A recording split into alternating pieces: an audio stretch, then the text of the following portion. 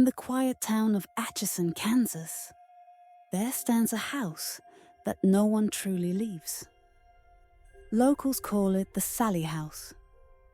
To outsiders, it's a simple home. White walls, creaking porch, a window that always seems to be watching. But inside, something still stirs. They say a little girl named Sallie died here on a doctor's table over a century ago. And since then, the house has waited for new voices to hear her cry. The story begins with a doctor. A desperate father carried his feverish daughter through the door one summer night. The child's name was Sallie, only 6 years old, burning with pain. The doctor believed her appendix would burst. There was no time for anesthesia. He made the first incision before she fell unconscious. Her screams echoed through the halls until they stopped, and so did her heart. From that night on, the doctor claimed he could still hear her crying from the upstairs nursery. He stopped practicing medicine. Some say he stopped sleeping too. Decades later, new families moved in. Most left within weeks. Lights flickered. Toys rearranged themselves. And sometimes, in the middle of the night, a small voice whispered from the shadows, "Play with me." But the most famous tenants were Tony and Deborah Pickman in 1993. At first, they heard footsteps, then knocking.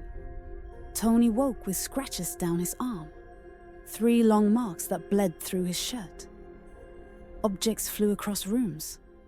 A child's giggle echoed through the baby monitor even when it was unplugged.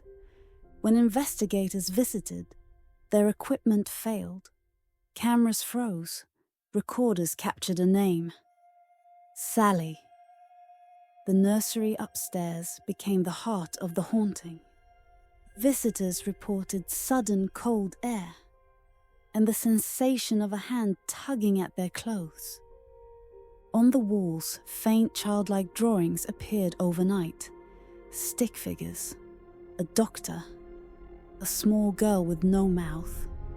Tony claimed he once saw her standing by the doorway, her face pale, her eyes too wide, smiling as if she recognized him. He called out her name, and then the house answered. When investigators tried to bless the house, the air turned violent. Doors slammed, lights burst. Tony felt something unseen grab his wrist and burn it.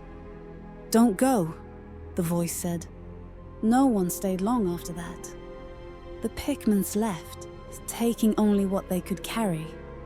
But the haunting didn't stop there. Visitors who enter now still report the same things. Scratches on skin, sudden whispers, and the sound of small feet running across the floorboards. Today, the Sallie House still stands, its windows staring blankly toward the street. Tourists come and go, holding flashlights and recorders, hoping to catch a glimpse of the little girl's ghost. Some capture a giggle, others bring something home with them. They say Sallie's not the only spirit there. Some believe she's only a mask, a childlike lure for something older, darker, that hides behind her smile. In Atchison, they don't ask if the house is haunted. They ask, who will it choose next? This is the Sallie House, and some echoes never fade. Keep your lanterns lit, my friends, because even innocence can haunt the dark.